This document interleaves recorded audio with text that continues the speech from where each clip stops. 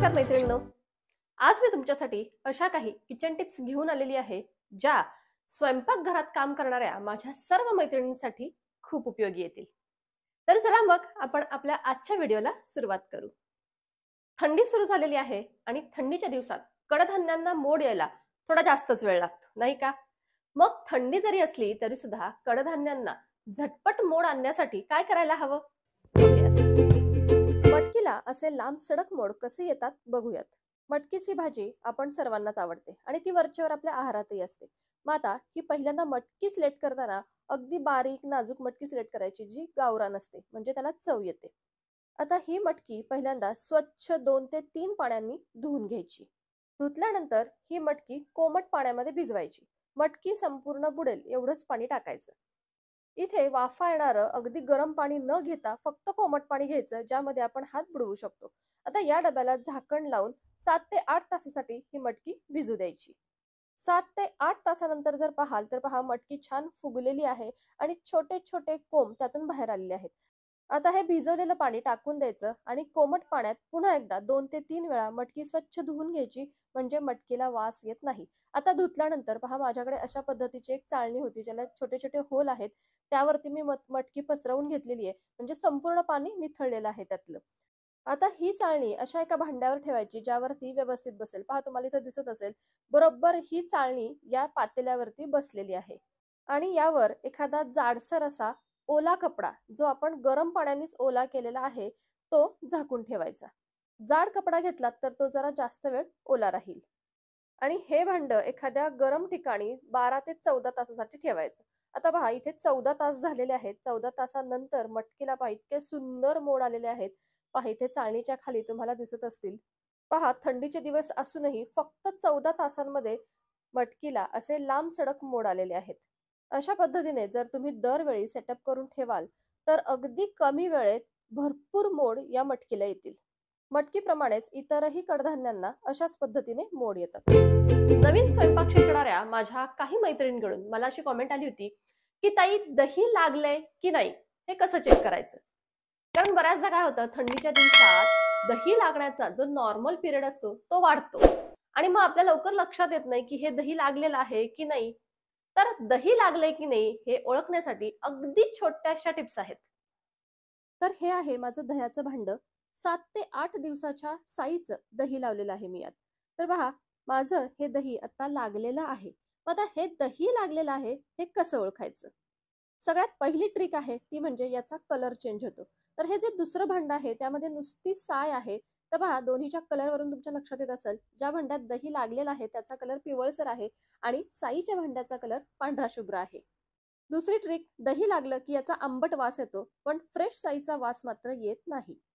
तिसरी ट्रिक अशी आहे की जी साय आहे ती अशी एकसंध असते। पहा या पद्धतीने अगदी छान अशी मौसूद एकसंध असते, पण जे दही आहे ते आपलं इडलीचं बॅटर कसं फुगलेलं असतं, जाळीदार असतं, त्याप्रमाणे हे दही असं जाळीदार आणि फुगलेलं असतं। पहा तुमच्या लक्षात येत असेल की थोडंसं फर्मेंट झालेलं इथे आपल्याला दिसत आहे। चौथी आणि शेवटची ट्रिक, तर पहा दही लागलं की त्यामध्ये असे बुडबुडे येतात, पण साईचं भांड असेल, फक्त साई असेल, दही नसेल लागलेलं तर पहा ते एकदम प्लेन असतं। दोन्हीतला डिफरन्स तुमच्या लक्षात येतच असेल। तर पहा नव्याने स्वयंपाक शिकणाऱ्या मुलींचा देखील यामध्ये अजिबात गोंधळ होणार नाही। ज्या वेळेस दही लागेल त्याच वेळेस ते हलवायचं, म्हणजे अगदी सुंदर असं लोणी सुद्धा निघेल। थंडी जरी असली तरी सुद्धा आपण भाज्या फ्रीज मध्ये स्टोअर करतो आणि या फ्रीज मध्ये स्टोअर केलेल्या भाज्या लवकर शिजत नाहीत। मग काय करता येईल? खरं तर भाजी करण्याआधी ती अर्धा ते 1 तास फ्रीज मधून बाहेर काढून ठेवायला हवी, पण जर आपण विसरलो, शक्य नाही झालं, फ्रीज मधने काढल्या काढल्या लगेच भाजी करायची असेल तर मात्र इथे काय करायचं की यामध्ये डायरेक्ट गरम किंवा उकळतं पाणी ओतायचं। भाजी एखाद्या डब्यातच ठेवावी आणि हा डबा 5 ते 10 मिनिटांसाठी झाकण लावून बंद करून ठेवायचा, म्हणजे या भाजीमधला जो थंडपणा असतो तो पूर्ण निघून जाईल आणि 10 मिनिटांनी लगेच भाजी करायला घ्यायची। नेहमीसारखीच फोडणी करायची आणि मग यामध्ये ही गरम केलेली भाजी परतून घ्यायची। आता एवढ्यावरच भागत नाही तर या भाजीमध्ये पाणी देखील गरमच ओतायचं, कारण जर तुम्ही इथे थंड पाणी ओतलं तर पुन्हा भाजी शिजायला वेळ लागेल। पनीर तुम्ही घरी बनवता का? नसाल बनवत तर आजपासून सुरू करा, पण सॉफ्ट पनीर बनण्यासाठी काही टिप्स फॉलो करा। मी नेहमी घरीच पनीर बनवते। बऱ्याचशा व्हिडिओजमध्ये तुम्ही पाहिलंही असेल। तर एका वेळी मला 2 लिटर दुधाचं पनीर लागतं। इथे फुल फॅट म्हैशीचं दूध घेतलेलं आहे मी आणि ह्या दुधाला व्यवस्थित उकळी आलेली आहे। आता उकळी आल्यानंतर अर्ध भांड पाणी आणि अर्ध भांड व्हिनेगर घेतले। तुम्हाला लिंबू घ्यायचं असेल तर लिंबू देखील घेऊ शकता, पण त्यात देखील पाणी ओतायचं। आता दुधाला व्यवस्थित उकळी आल्यानंतरच हे मिश्रण आपल्याला त्यामध्ये ओतायचे आणि ओतताना सतत ढवळत राहायचे। खाली गॅस देखील आपला चालूच आहे।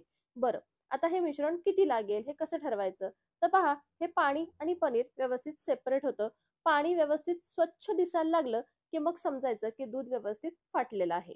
आता लगेचच या गरम गरम पनीर मधलं पाणी काढून घ्यायचं। हे पाणी तुम्ही पुन्हा भाजीसाठी देखील वापरू शकता आणि हे गरम पनीर पुन्हा थंड पाण्याने 2 वेळा स्वच्छ धुवून घ्यायचं, म्हणजे लिंबू व्हिनेगर याचा जो वास त्याला लागलेला असतो तो निघून जाईल।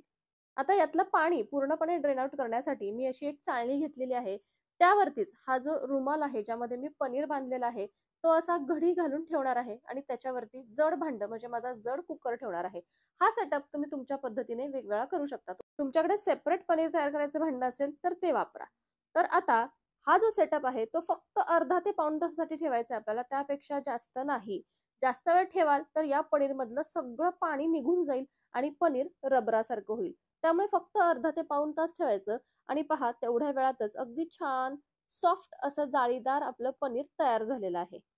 आणि एन्जॉय, वेगवेगळ्या रेसिपीज मध्ये वापरा एकदम सॉफ्ट पनीर। नारळ फोडणं फार सोपं आहे, पण त्यातलं खोबरं काढणं तेवढंच अवघड। आता त्यासाठी एक छोटी ट्रिक सांगते। हा फोडलेला नारळ फ्रीझर मध्ये 2 तासांसाठी ठेवायचा। 2 तासानंतर हाच नारळ पुन्हा नॉर्मल टेम्परेचरला 1 ते 1.5 तासांसाठी ठेवायचा आणि पहा त्यानंतर जर तुम्ही खोबरं काढाल ना तर ते अगदी झटपट निघेल। पहा, मी फक्त सुरीनं काढलेलं आहे, कडेकडेने फक्त मोकळं करून घेते आणि पहा लगेचच या खोबऱ्याची वाटी आणि पाठीमागची जी करवंटी आहे ती लगेचच सेपरेट झाली। अगदी व्यवस्थित तुकडे न होता आपलं खोबरं सेपरेट झालेलं आहे। साबुदाण्याची खिचडी सर्वांनाच आवडते, अगदी प्रत्येकाची फेवरेट असते, पण ती कधी? जर ती मोकळी सळसळीत झाली तर। मग आता यासाठी काय करता येईल? एकतर साबुदाणा चांगल्या क्वालिटीचा हवा, त्यानंतर तो भिजवताना व्यवस्थित आधी एका पाण्याने स्वच्छ धुवून घ्यायचा आणि पहा माझं बोट तुम्हाला बुडलेलं दिसत असेल, एवढंच साबुदाण्याच्या वरती अगदी थोडंसं पाणी ठेवायचं। 7 ते 8 तास हा साबुदाणा भिजू द्यायचा। 7 ते 8 तासानंतर पहा अगदी व्यवस्थित साबुदाणा भिजलेला आहे, मोकळा झालेला आहे। एक बोटावर देखील मी दाबून दाखवते, व्यवस्थित साबुदाणा भिजलाय।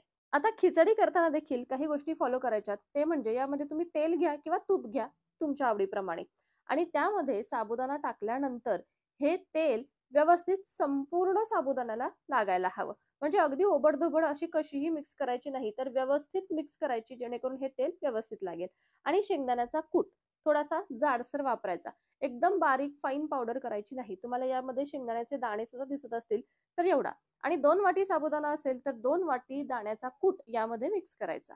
मीठ टाकून वाफ येऊ द्यायची। आता वाफ येते तोपर्यंत एक कच्चा बटाटा घ्यायचा, भांड्यात थोडंसं पाणी घ्यायचं आणि त्यावर हा किसायचा आणि हा जो किस आहे तो स्वच्छ धुवून पिळून मगच या खिचडीमध्ये टाकायचा, म्हणजे बटाट्यामुळे खिचडी आपली चिकट होत नाही।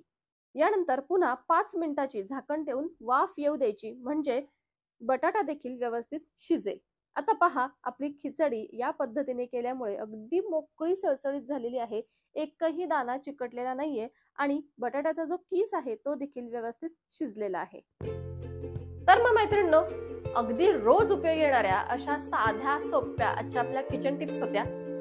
तुमच्याकडे यापेक्षा जास्त किचन टिप्स असतील तर मला जरूर कमेंट करा आणि काही प्रश्न असेही असतील की जे अजूनही सुटलेले नाहीयेत तर त्या संदर्भात देखील तुम्ही कमेंट करून विचारू शकता, आपण त्यावर देखील सोल्युशन काढू। तर आजचा व्हिडिओ तुम्हाला आवडला असेल तर नक्की लाईक करा, शेअर करा आणि तुम्ही माझ्या चॅनलवर नवीन असाल तर सबस्क्राईब देखील जरूर करा। भेटू आपण पुन्हा एकदा अशाच नवीनच्या व्हिडिओमध्ये, तोपर्यंत बाय बाय।